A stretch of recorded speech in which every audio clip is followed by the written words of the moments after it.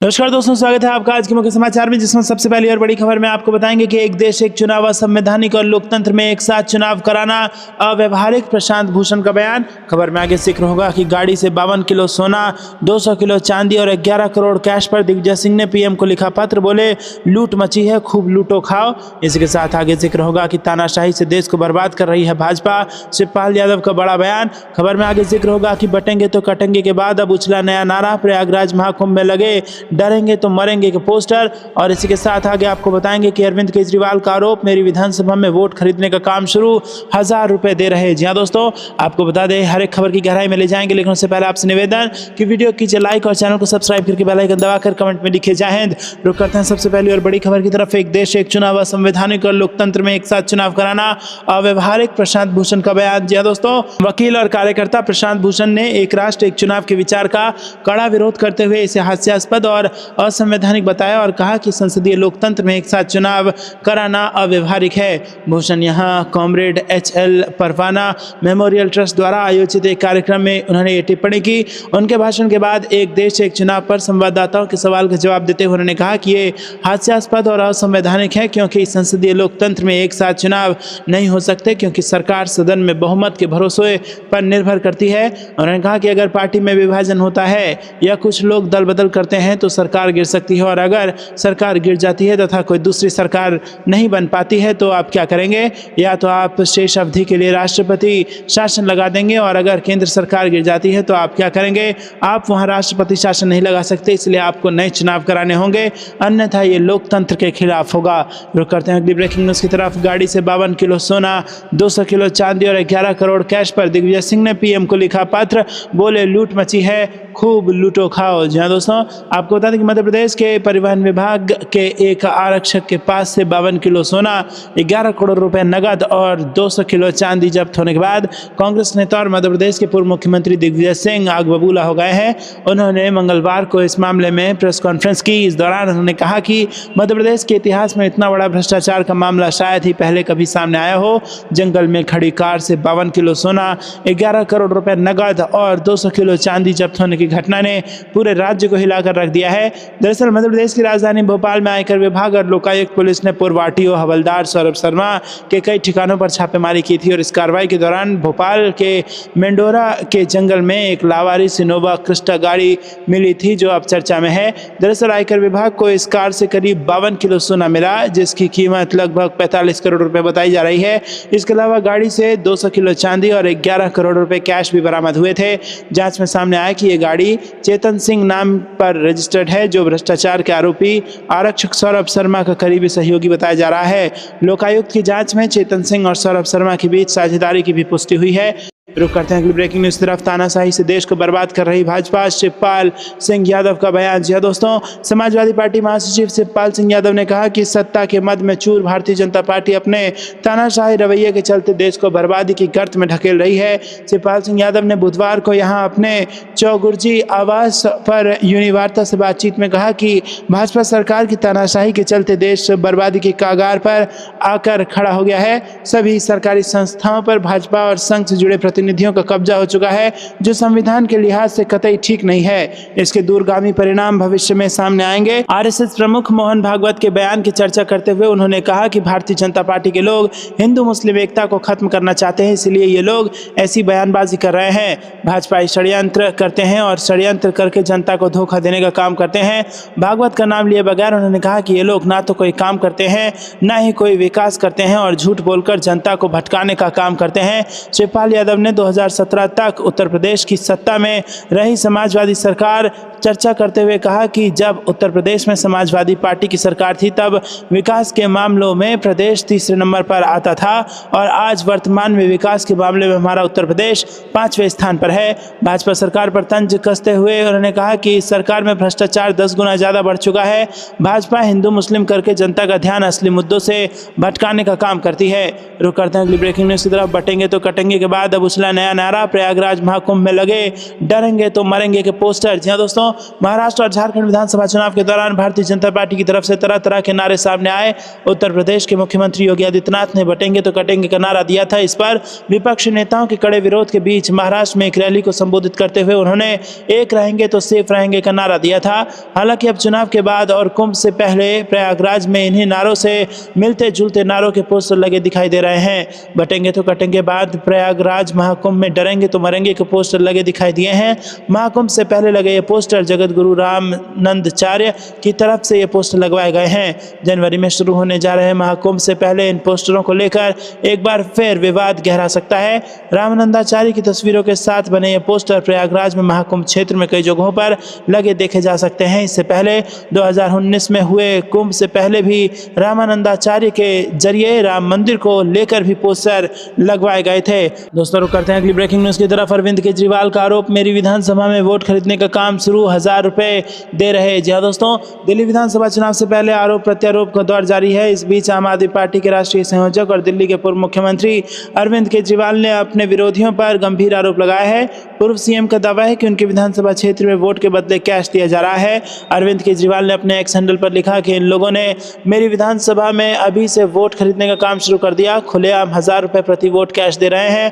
केजरीवाल नई दिल्ली विधानसभा सीट से चुनाव लड़ेंगे। वहीं दोस्तों आपको बता दें कि दरअसल अरविंद केजरीवाल विधानसभा चुनाव से पहले अपने विरोधियों खासतौर से बीजेपी पर वोट काटने का आरोप लगा रहे हैं। उन्होंने दावा किया कि आम आदमी पार्टी के मतदाताओं का नाम वोटर लिस्ट से काटा जा रहा है। रुक करते हैं अगली ब्रेकिंग न्यूज की तरफ। मध्य प्रदेश के परिवहन घोटाले की हाईकोर्ट के चीफ जस्टिस की निगरानी में हो जांच, दिग्विजय सिंह का बयान। जी दोस्तों, मध्य प्रदेश में परिवहन विभाग के पूर्व कांस्टेबल सौरभ शर्मा की करोड़ों की संपत्ति का मालिक होने का खुलासा होने के बाद पूर्व मुख्यमंत्री दिग्विजय सिंह ने प्रधानमंत्री नरेंद्र मोदी को पत्र लिखा है। उन्होंने प्रधानमंत्री मोदी से परिवहन घोटाले की हाईकोर्ट के मुख्य न्यायाधीश की निगरानी में जांच कराने की मांग की है। पूर्व मुख्यमंत्री दिग्विजय सिंह ने पत्र में लिखा है कि मध्य प्रदेश की राजधानी भोपाल में गत दिवस उजागर हुए ट्रांसपोर्ट घोटाले में करोड़ों रुपए की जब्ती विभाग के एक पूर्व सिपाही के पास से की गई है। ये आपके उस वायदे के खिलाफ है जिसमें आप भ्रष्टाचार के विरुद्ध ना खाऊंगा ना खाने दूंगा जैसी बातें अक्सर हर बड़े मंच से करते हैं। मध्य प्रदेश में पकड़ाए इस परिवहन घोटाले कांड की गूंज पूरे देश में हो रही है। लगभग 20 वर्षों से भारतीय जनता पार्टी शासित मध्य प्रदेश के परिवहन विभाग में काम करने वाले पूर्व सिपाही सौरभ शर्मा ने यहां 19 दिसंबर को 3 करोड़ रुपए नगद और 200 किलो चांदी की सिल्ली के साथ बेनामी संपत्तियों के अनेक दस्तावेज मिले हैं। इसी व्यक्ति के साथी के पास जब्त कार में 52 किलो सोना और 11 करोड़ नगद मिले हैं। रुक करते हैं अगली ब्रेकिंग न्यूज की तरफ।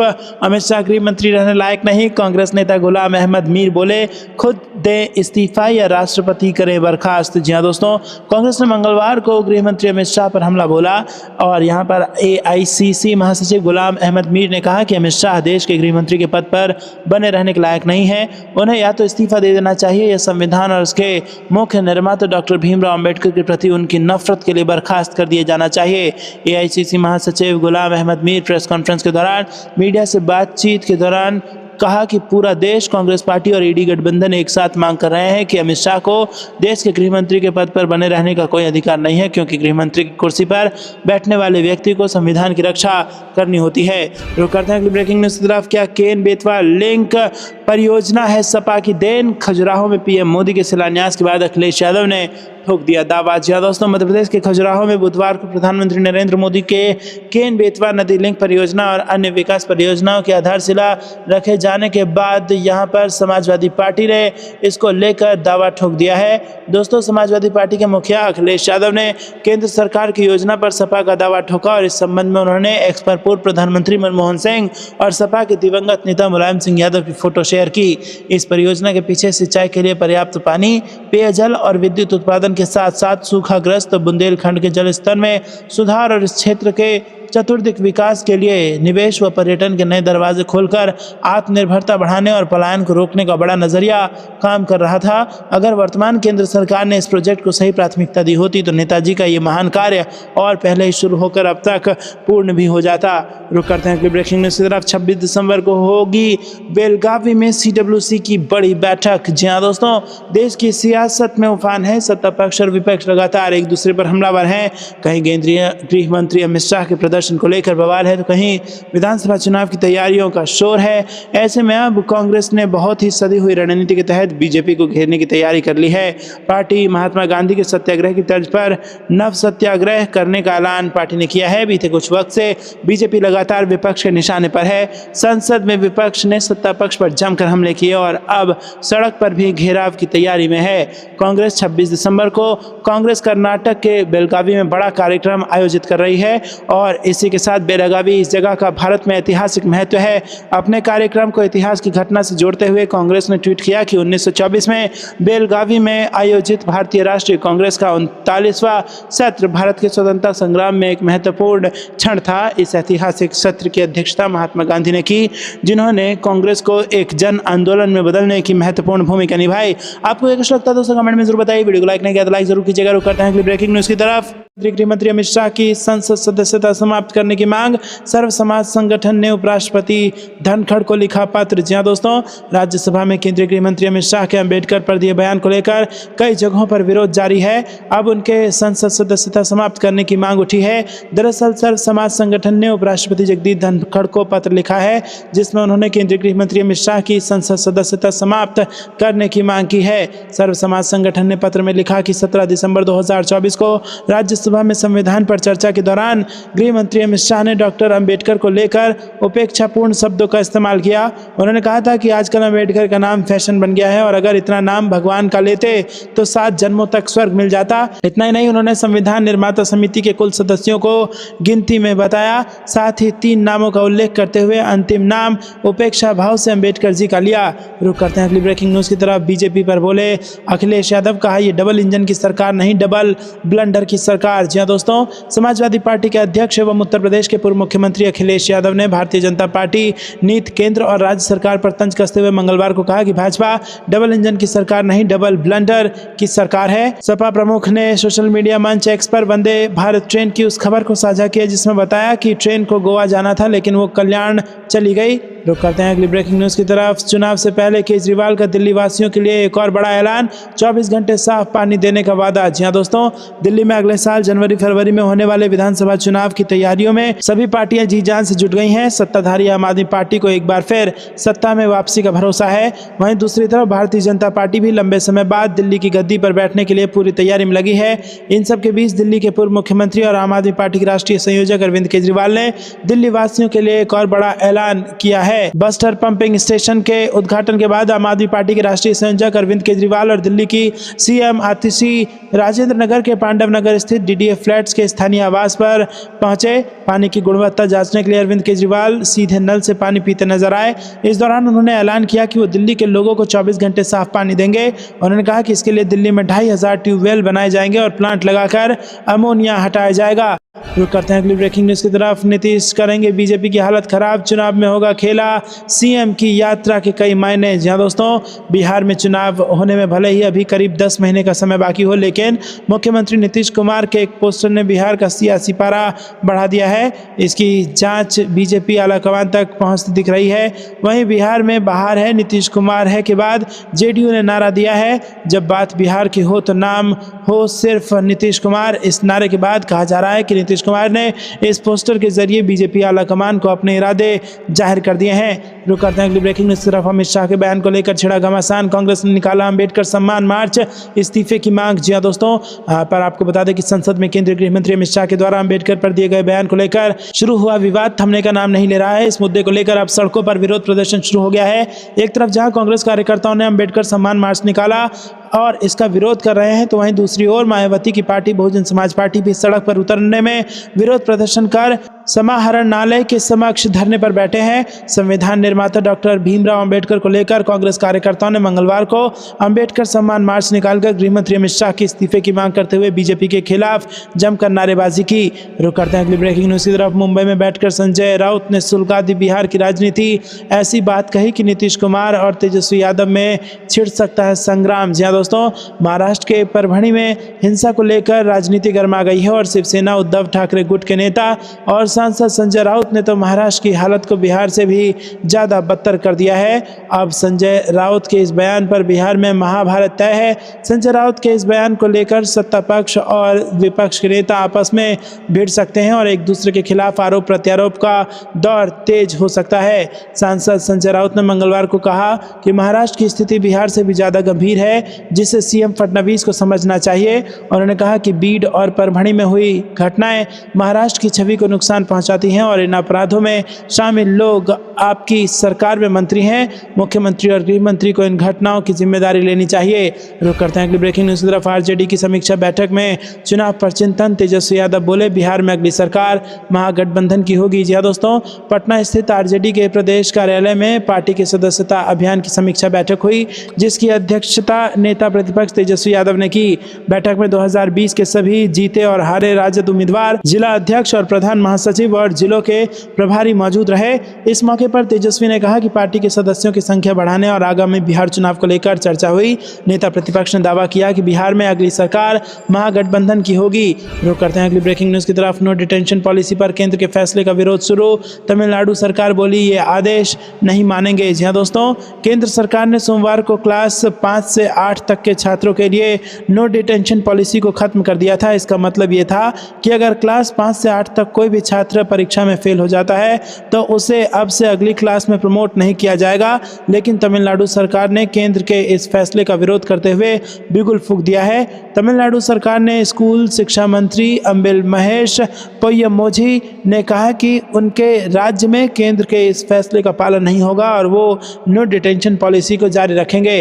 रुक करते हैं अगली ब्रेकिंग न्यूज़ की तरफ। वक्फ संशोधन विधेयक को लेकर संयुक्त संसदीय समिति लेगी राज्यों से सुझाव, 26-27 दिसंबर को होगी अहम बैठक। जी हाँ दोस्तों, आपको बता दें कि वक्फ संशोधन विधेयक को लेकर बनी संयुक्त संसदीय समिति अब राज्य के प्रतिनिधियों के मौखिक साक्ष्य रिकॉर्ड करने के लिए बैठक करेगी।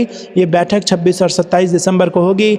मिली जानकारी के अनुसार समिति 26 दिसंबर को कर्नाटक, मध्य प्रदेश और राजस्थान के राज्य प्रतिनिधियों के सुझाव लेगी, जबकि 27 दिसंबर को उत्तर प्रदेश, उड़ीसा और दिल्ली के प्रतिनिधियों से बात करेगी। गुरुवार को जेपीसी ने अपनी बैठक में लखनऊ और राजस्थान के मुस्लिम प्रतिनिधियों से मुलाकात की। रुक करते हैं अगली ब्रेकिंग न्यूज़ की तरफ। पीएम संविधान को सिर पर रखकर दिखावा करते हैं, आरएसएस बीजेपी के असली इरादे आ रहे हैं सामने, गौरव गोगोई ने किया हमला। जी हाँ दोस्तों, आपको बता दें कि संसद परिसर में कांग्रेस और भाजपा सांसदों के बीच हाथापाई और केंद्रीय गृह मंत्री अमित शाह की बाबा साहेब अम्बेडकर पर की गई टिप्पणी के बाद शुरू हुआ विवाद थमने का नाम नहीं ले रहा है। वहीं कांग्रेस सांसद गौरव गोगोई ने कहा है कि क्या कोई सीसीटीवी फुटेज है जो भाजपा की तरफ से किए गए दावों का समर्थन करता है। फिर भी कई टेलीविजन पर फुटेज है कि कैसे भाजपा के पुरुष सांसदों ने प्रियंका गांधी और कांग्रेस पार्टी की कई महिला सांसदों को धमकाया और डराया जो लोकसभा से हैं। वहीं अब तक इस मामले में ऐसी कोई कार्रवाई नहीं की गई है, कोई एफआईआर दर्ज नहीं की गई है और ये स्पष्ट रूप से दर्शाता है कि भाजपा का प्रयास महिलाओं के लिए न्याय पाने का नहीं, उनका एकमात्र प्रयास केंद्रीय गृह मंत्री की तरफ से की गई टिप्पणियों से ध्यान हटाना है जो भारतीय संविधान और डॉक्टर बाबा साहेब अम्बेडकर के लिए अपमानजनक थे।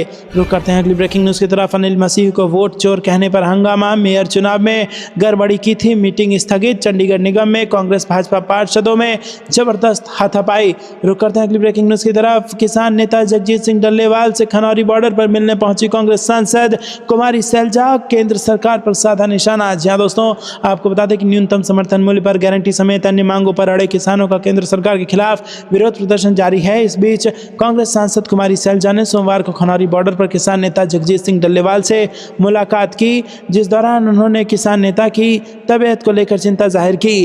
कांग्रेस नेता ने कहा कि जगजीत सिंह डल्लेवाल किसानों की आवाज़ बने हैं और सरकार को उनकी आवाज़ को जल्द सुनना चाहिए।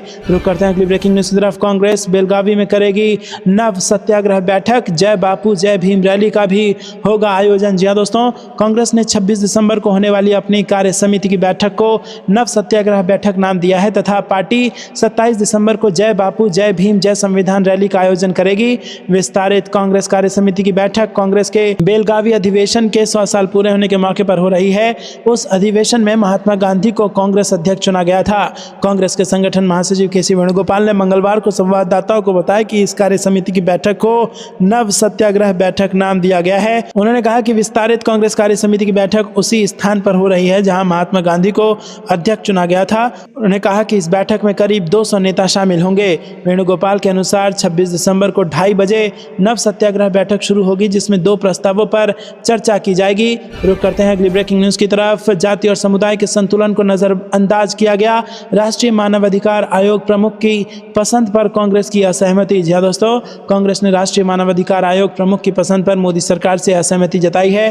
कांग्रेस ने कहा है कि सरकार ने इस अहम पद पर चयन के लिए जाति और समुदाय के संतुलन को नजरअंदाज किया है। कांग्रेस ने चयन को एक पूर्व निर्धारित फैसला करार दिया है। कांग्रेस ने कहा है कि इस फैसले में आपसी परामर्श और आम सहमति की स्थापित परंपरा को नजरअंदाज किया गया है। कांग्रेस ने नरेंद्र मोदी सरकार पर चयन समिति में अपने बहुमत के दम पर नियुक्ति को अंतिम रूप देने और इस प्रक्रिया में भारत की विविधता की उपेक्षा करने का आरोप लगाया है। कांग्रेस की तरफ से जारी असहमति नोट में पार्टी अध्यक्ष और राज्यसभा में नेता विपक्ष मल्लिकार्जुन खड़गे और लोकसभा में विपक्ष नेता राहुल गांधी ने हस्ताक्षर किए हैं। इस पत्र को NHRC अध्यक्ष के लिए नामों को शॉर्टलिस्ट करने और राष्ट्रपति को सिफारिश करने वाली चयन समिति को सौंपा गया है।